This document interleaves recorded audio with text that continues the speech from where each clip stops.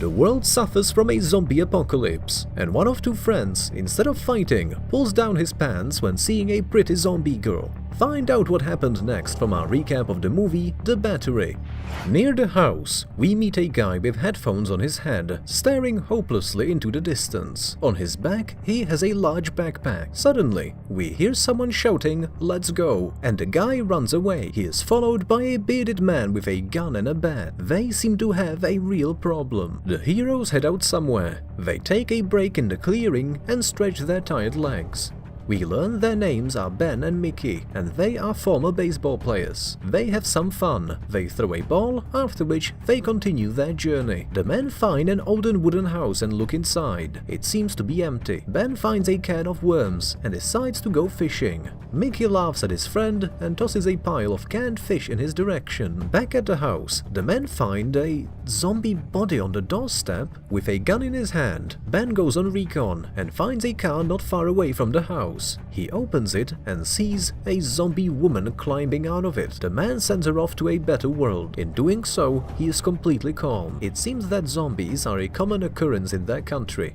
The car really stinks, but at least it's in working order. Now Ben and Mickey travel in it. They arrive at Mickey's ex-girlfriend's house. The guy sits in her room, listening to her CDs, sniffs her underwear and perfume, and even stashes her panties in a pocket. After brushing their teeth, the men stuff their car with pillows and blankets, arguing about what to do next. We finally learn that there has been a zombie apocalypse in several states. Mickey's parents and his brother are dead. They have been traveling around the country ever since. Ben is used to the new reality, but that can't be said about Mickey. He listens to music all the time and dreams of a normal life. While collecting useful items from Mickey's ex-girlfriend's house, Ben finds two walkie-talkies. The men test their range and accidentally overhear a conversation between two survivors. Their names are Annie and Orchard, and it looks like they have a whole organized group of survivors there. Mickey is eager to join them, but the group doesn't accept them. The men try several more times to contact them, but no one answers. Our hero continue on their way. They drive up to a motel and see a couple of zombies coming out of there.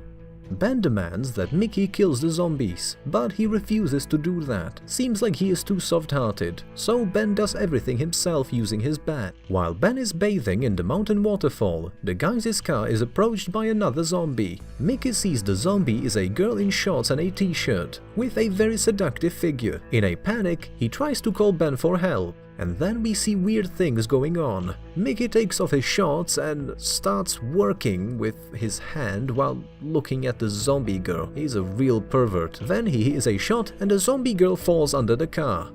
This was Ben. He sees Mickey without his pants and bursts into laughter. The men find another wooden house and cautiously go inside. Seems like there is nobody here. Mickey says they should stay the night in the house. His friend agrees. Then he puts on Mickey's headphones and masters something similar to a bow. The day is ending. Mickey tries to communicate with Annie again. Alas, the girl is bailing on him and asks the man to stay away from her and not to contact her ever again. At the same time, Ben gets drunk, turns on the music and dances wildly, holding a bottle in one hand and a gun in the other. The next morning, Ben goes outside and sees a zombie that someone has tied up right outside their house. He frees him and drags him into Mickey's room.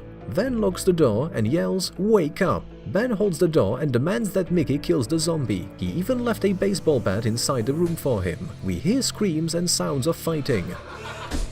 Ben opens the door and sees that Mickey has successfully dealt with the zombie. He looks like he flipped a jar of raspberry jam over himself. In rage, Mickey attacks Ben, knocks him to the floor and punches him in the face, then runs off into the woods in just his underpants. Ben goes after Mickey and tries to calm him down. He is shaking with terror, disgust and fear. He begins to cry and tells Ben about his conversation with Annie. Soon, Mickey comes back to his senses, and after a while, he even becomes more confident and tough. The men play baseball again, go fishing together, and Mickey spends more time without his headphones. Capable of goofing around like children and even throwing apples at each other. This is the first time we see Mickey genuinely laughing. Our heroes continue on their journey. They find an abandoned car on the road and stop to inspect it. Mickey discovers that the engine is still warm. They try to find the driver. Ben wants to drain the fuel from the car, but the gas tank is empty.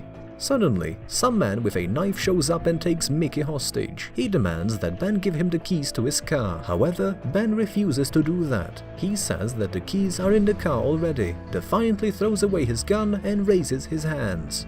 The man with the knife lets Mickey go and gets behind the wheel. At this point, Ben shows him the keys, which are in his hands. The man realizes that he has been fooled. He jumps out of the car and tries to escape, but Ben's bullets catch up with him. Mickey is furious that Ben took a life of a real man, but he replies that he was an asshole and he deserved it. At this point, they see two more survivors on the road. The woman in the plaid shirt says that the man stole their car. She is accompanied by a man with a gun. He gasses up the car and the strange couple is about to leave, but suddenly, Mickey recognizes her voice from the radio and calls her by her first name, Annie. Not wanting them to join her, Annie takes a shot and hits Ben in the leg. She takes their car keys, throws them away in the grass, gets behind the wheel and drives away. The men try to find the keys, but it's got too dark. Ben and Mickey decide to stay in the car until the morning and then continue their search. At night, they hear a strange noise. Turning on the headlights, they see they are surrounded by a crowd of zombies. Fortunately, they can't get into the car. The morning comes. The men notice that the number of zombies has increased. They sit in the car without any idea what to do next. Without the keys, there is no way to start the car. Ben takes the gun and starts killing some zombies. But his leg hurts too much, and besides, the ammunition isn't endless either. A few days pass. Mickey is constantly listening to music, while Ben indifferently watches the zombies. Finally, our heroes realize they have to do something. They can't sit in the car forever. Plus, the food is not endless. Besides, their water supply is enough for a week at most. Not to see zombies anymore, Mickey covers the car windows with blankets. The men open cans of food and drain the liquid from them. They joke that soon they will have to be collecting their own urine in the same way. Ben suggests getting drunk and celebrating their last day on Earth. Alcohol will definitely cheer them up. They drink, laugh, toss cards, joke and dream of air conditioning. Then they sing a song and drink again. The morning comes. They have no choice. They have to go out there. Ben suggests that Mickey climbs out through the overhead hatch and finds the car keys in the grass. The man isn't sure if he can make it, but it's their only chance of salvation. Ben tells his friend that if he can't find the keys, he should run away on his own. But Mickey promises he won't leave his friend. He opens the overhead hatch and climbs onto the roof of the car. Ben watches his friend anxiously, then looks at his wounded leg and barely holds back tears. Ben begins to get nervous. He really hopes that Mickey will make it. Suddenly, he hears his friend scream and immediately opens the hatch. Mickey climbs in and shows Ben his hand. He's been bitten by zombies, so he will soon turn into a zombie himself. The man is very scared. Ben picks up his gun. Mickey begs him not to do that, but he takes the shot anyway, after which he screams furiously.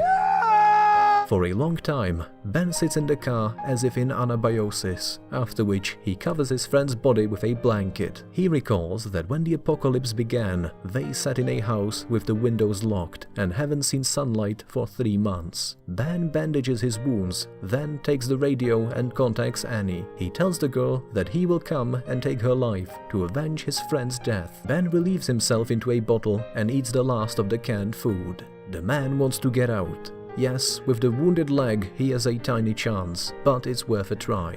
If not, he can always put a bullet in the forehead. The man puts on Mickey's headphones, wipes the red stains of the glass, pulls the cover of the windows and opens the trunk. We see that he managed to escape from the car. He walks down the road with a baseball bat in his hand, dragging his wounded leg behind him, followed by a whole mob of zombies. Your likes will be the best thanks to us for reviewing such an interesting movie. You've been watching the Movie Cat channel, and we'd rather not face a zombie apocalypse. What about you?